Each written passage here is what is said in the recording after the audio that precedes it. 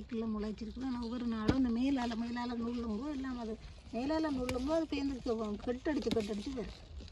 ஒவ்வொரு நாளும் கீரை எல்லாத்துக்கும் போடுறோம். இதுக்கு வந்து இங்கே வரும். இதோ பீன்ஸும் காய்ச்சிட்டு இருந்தா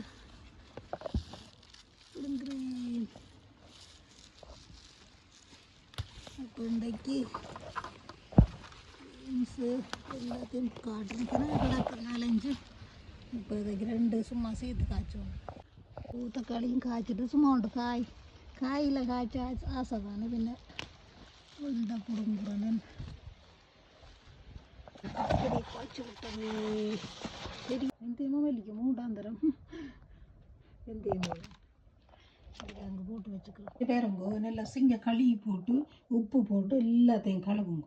கொஞ்சம் ஊற விடுறேன் நான். கொஞ்சம் ஊற விடுங்க. அதுக்கு சின்ன பூச்சிகள் இருந்தால் எங்களுக்கு கண்ணுக்கு தெரியாது. அப்போ சிங்க நல்லா கழிப்பட இல்லை பெட்டிய பாத்திரத்தில் வச்சுட்டு இப்படி ஊற வைங்க கொஞ்சம் நேரம் உப்பை போட்டு. சும்மா ஸ்டைலுக்கு இப்படி வடிவாக போட்டு வச்சுக்கிறேன்.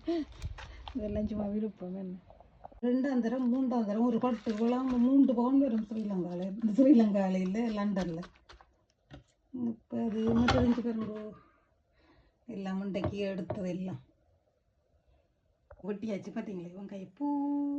இந்த கீரையையும் இந்த வெங்காயப்பூவோட சேர்த்து விட போகிறோம். டேஸ்ட்டாக இருக்கும். முட்டை போட்டு வறுக்க போகிறோம். மிளகாய் எல்லாம் காய்ச்சிருக்கு. அதுக்கு இந்த மிளகாய் 2 போடுங்க. 2 குளத்தும் போட்டுது. இந்த என்ன மிஞ்சி காய்ச்சி கிடக்குந்தா. இது பாருங்க 2 மல்லி 2 வெந்தயக்கீரை எல்லாம் இந்த சமையலுக்கு காணும் தானே.